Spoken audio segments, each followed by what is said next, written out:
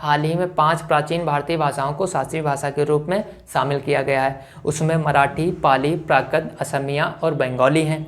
क्या होती हैं शास्त्रीय भाषाएं, क्यों इनको शामिल किया जाता है, इससे क्या लाभ हो सकते हैं, इसको शामिल करने के लिए क्या मापदंड होते हैं, इन सब के बारे में चर्चा करते हैं।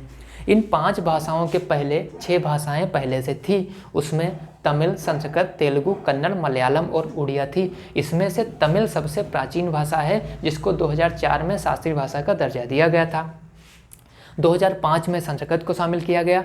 2008 में 2 भाषाएं तेलुगु और कन्नड़ को शामिल किया गया। 2013 में मलयालम और 2014 में उड़िया को शामिल किया गया। उसके 10 साल के बाद इन 5 भाषाओं को शामिल किया गया है।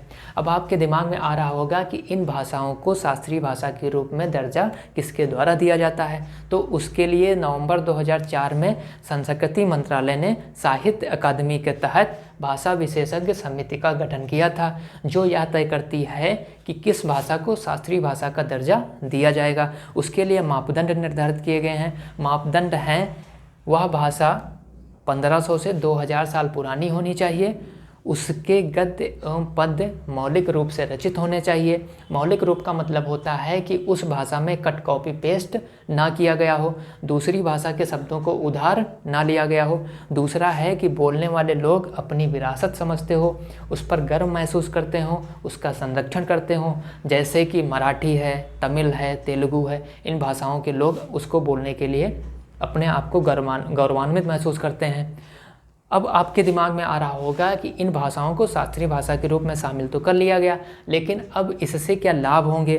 तो लाभ होंगे कि सरकार उन भाषाओं को संरक्षित करने के लिए उस भाषा के विद्वानों को प्रोत्साहित करेगी, उस भाषा के लिए यूनिवर्सिटीज़ की स्थापना करेगी जिसमें शोध कार्य कराए जाएंगे, तथा यूजीसी के द्वारा अन्य यूनिवर्सिटीज़ में पदों को सृजित किया जाएगा, जिससे कि उस भाषा को बढ़ावा मिले और रोजगार के अवसर आगे बढ़ें।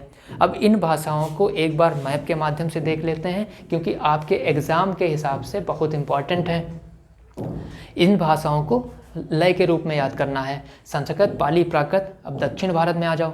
तमिल, तेलुगु, कन्नड़, मलयालम, मराठी, ओडिया, बंगाली और असमिया। इस तरीके से 11 शास्त्रीय भाषाएं हैं।